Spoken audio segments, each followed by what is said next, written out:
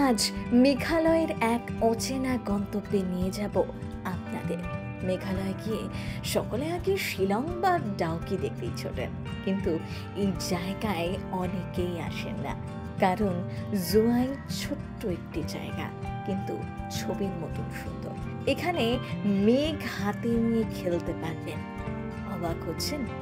ডাউকি নদীর কথা ভুলে যান, কারণ এখানেই আছে আরেক স্বর্গ।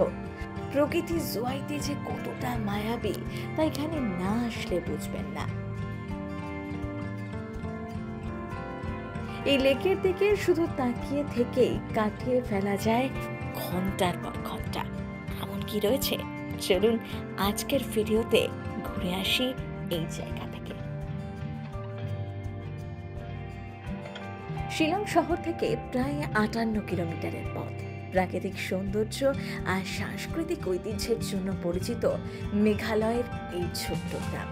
এখানেই রয়েছে নীল জলের লেক, নাম থাদলাস্কে। স্বচ্ছ নীল জল যে হার মানাবে ডাউকি নদীকেও। এই লেকে রয়েছে নৌকো ভ্রমণের সুযোগ, সে এক দারুণ অভিজ্ঞতা। সবুজ গাছ দিয়ে ঘেরা এই হ্রদটি মেঘালয়ের জয়ন্তিয়া জনগোষ্ঠীর প্রাচীন ঐতিহ্য রয়েছে এখানে। এছাড়াও আছে সিন্টুকসিয়ান নদী জোয়াইতে, যার তীরে সুন্দর একটি জায়গা থেকে সূর্যাস্ত অসাধারণ লাগে। জোয়াইয়ের প্রাকৃতিক সৌন্দর্য সব ক্লান্তি কাটিয়ে দেবে। এখানে দেখার অনেক জায়গা আছে, যেমন ক্রাংসুরি জলপ্রপাত। ডাউকি দেখতে যারা ছোটেন তারা একবার আসলে এখানে মন ভালো হয়ে যাবে। এখানকার নীল জলের ঝর্ণা মুগ্ধ করবে আপনাকে। সত্যি মেঘালয় রাজ্যটি ছবির মতন সুন্দর। এখানকার প্রকৃতি সবুজে সবুজ, দূষণ খুবই কম। এদেশে মেঘেরা যেন রাস্তা দিয়ে হেঁটে বেড়ায়। মেঘ বালিকারা খিলখিলিয়ে ছুটে চলে যায় মাঠঘাট দিয়ে। মেঘের ভেলায় চড়ে সবাই ভেসে বেড়ায় বাতাসে।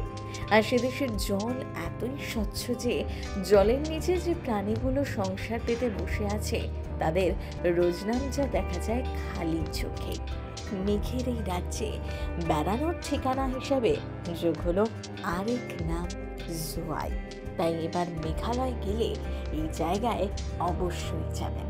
মনের মানুষের সাথে কটা দিন কাটিয়ে আসুন জোয়াই থেকে। প্রথম কলকাতা।